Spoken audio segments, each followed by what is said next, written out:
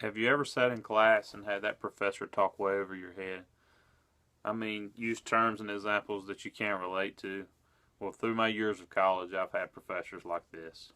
Chapter 3 talks about knowing your audience. That's what I'm going to talk about today.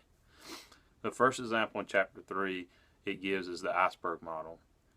It gives this example, it says the tip of the iceberg is generally what you see, but if you look just below the water, that's where the bulk and the mass of the iceberg is.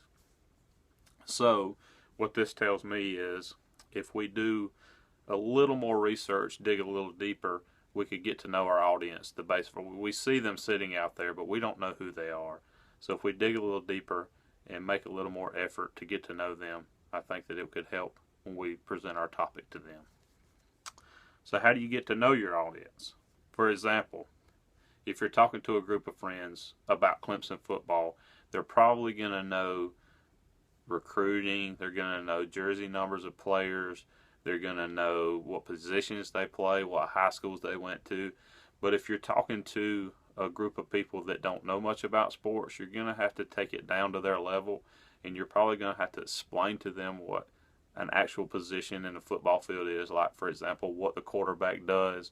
You're probably going to have to tell them why they have jersey numbers. You're probably going to have to tell them what recruiting is. Things like that. So become an active perceiver. We need to actively seek out much information as possible. Placing yourself in the new culture group or co-culture can often expand your understanding of your audience. Recognize each person's unique frame of reference. We all perceive the world differently. Recognize that even though you may interact with two people from the same culture, they are individuals with their own set of experience, values, and interests. We need to recognize that people, objects, and situations change. The world is ever changing, and so are we. Recognize that people and cultures, like communication process itself, are dynamic and ever changing, can improve your intercultural communication.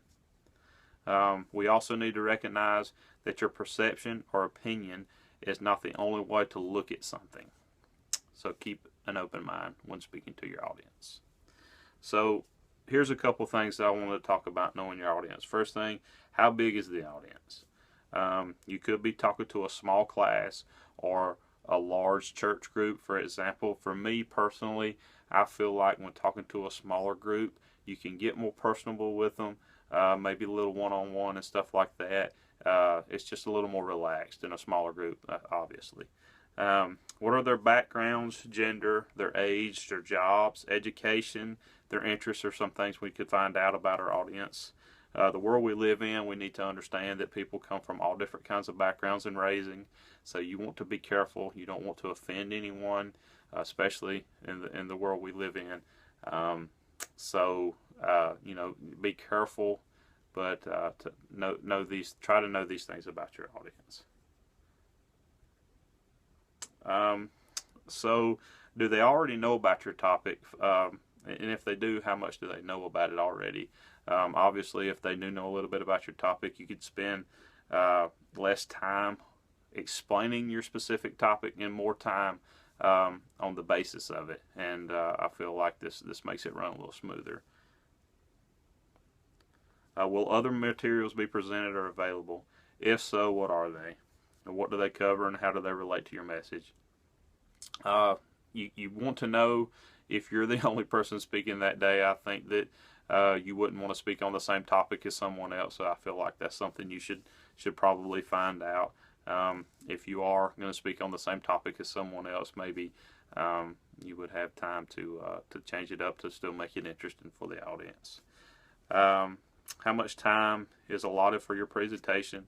Will your document or presentation stand alone, or do you have the option of adding visuals? For me personally, I always think it's cool when a speaker adds visuals and does things to kind of liven up their speech or their presentation. It also helps with learning their topic as well. Knowing your audience is not just for speeches. This is something we should all consider for everyday life as friends, our co-workers, and our bosses. You don't want to be the boring professor that no one understands. Thank you.